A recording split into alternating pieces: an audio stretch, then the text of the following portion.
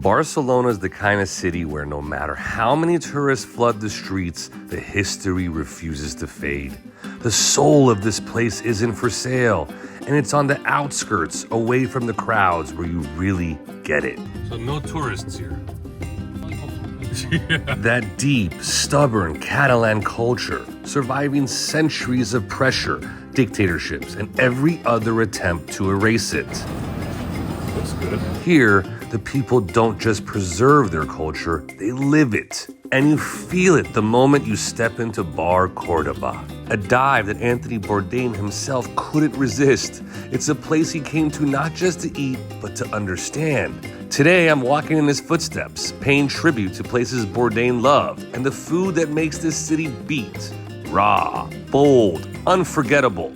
At Bar Córdoba, I asked for the pig snout, one of their most popular dishes. Morros. Is that good? Good. Very, very good.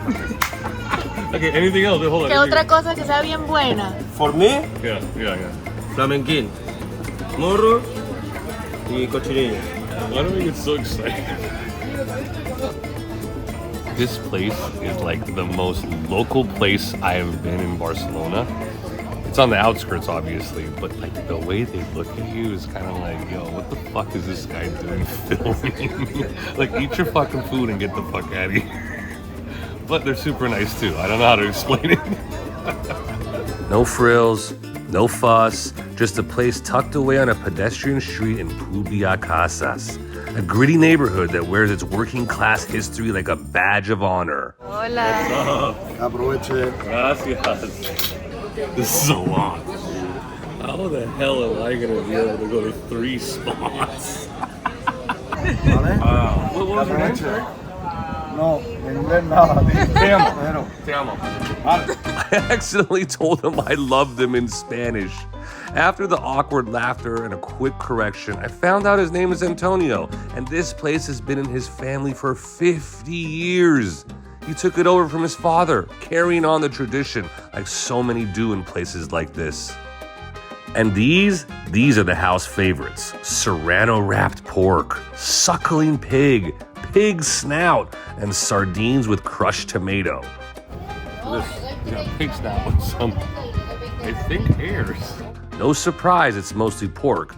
Historically, it's most affordable meat around. And there's one thing you need to know about Catalan culture. It's that they are resourceful. They'll make miracles out of whatever they've got. Wow. Dude. This thing's insane. And wait, and this one is the pig loin, asking? El cuello, pero el lomo. El lomo. El lomo enrollado en jamón serrano. It's the best thing I've ever had. That's the thing about this spot. You sit down, soak it in, and before you even realize it, you're hooked. Coming back day after day after day because every meal has a story to tell.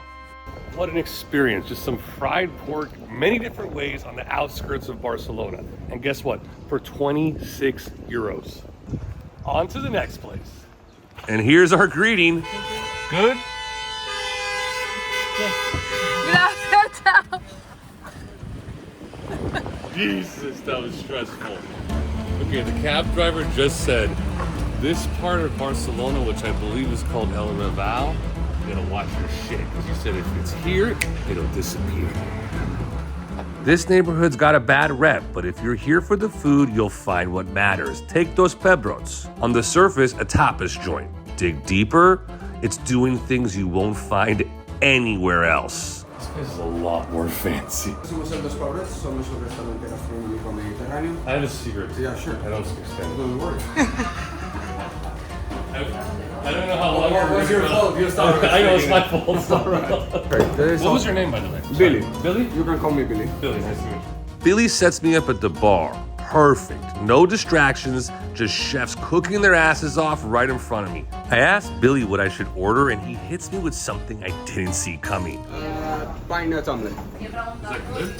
Really fantastic. Let's do that one, and let's do the pig nipples. And whatever wine you recommend, of course. Billy, thank you. Oh, let's try with some red one. Okay. I'm usually excited about any sort of meal I see that Bourdain eats. Pig nipples and ham water.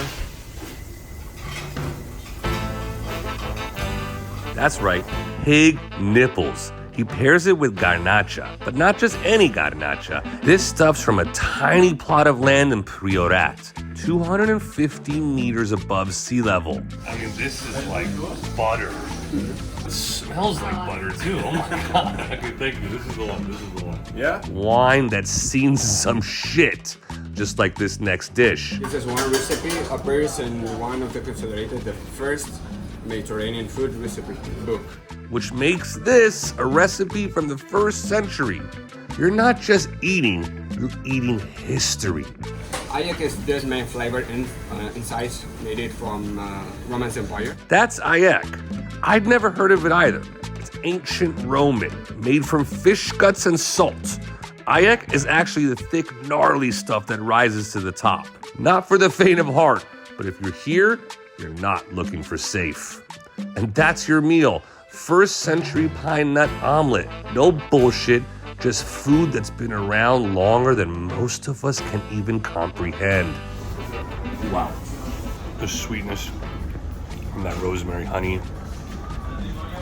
No salt, no pepper. That fish sauce. Oh my god. I've never been this excited to have an omelet. This is definitely a must-have when coming to Barcelona. My god.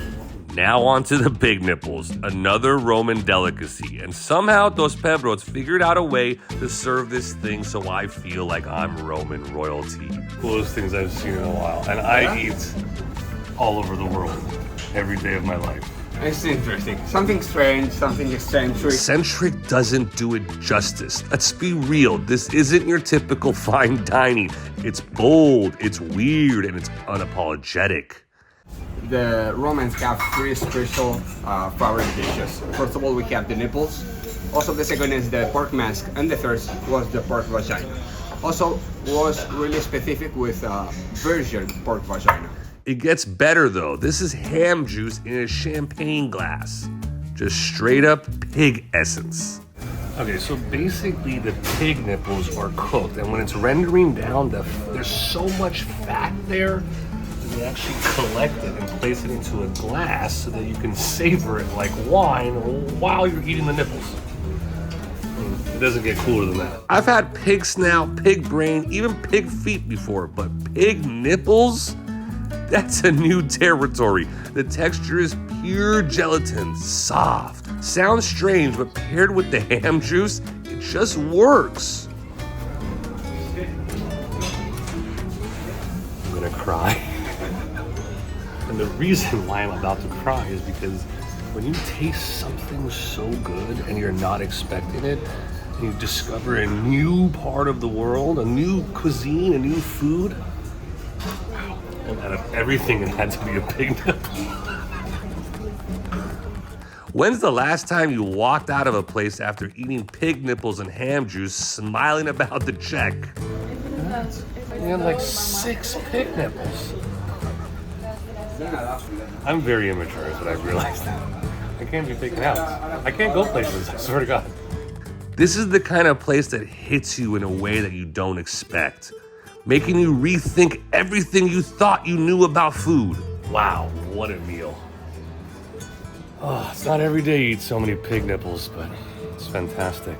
Our next stop is just a few blocks away, Churreria Banes Nos. This spot has been cranking out churros for over 50 years, and they haven't changed a damn thing. Oh wait, you dip it in here? Yeah. This is burning hot. Like it's hot. No fancy renovations, no Instagram gimmicks, just a hole in the wall. You don't sit, you don't linger, you grab your churros, you go. Gracias. What a perfect end to a perfect day. Churros and hot chocolate. But before we call it, let me leave you with this.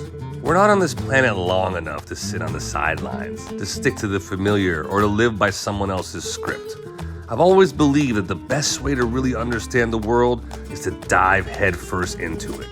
Eat the foods you can't pronounce, drink the wines that leave you speechless, and hug new friends in places you never imagined you'd find yourself in. So join me as we go where the wind takes us, eat what's put in front of us, and raise a glass to the moments that make this life worth living. See you next time.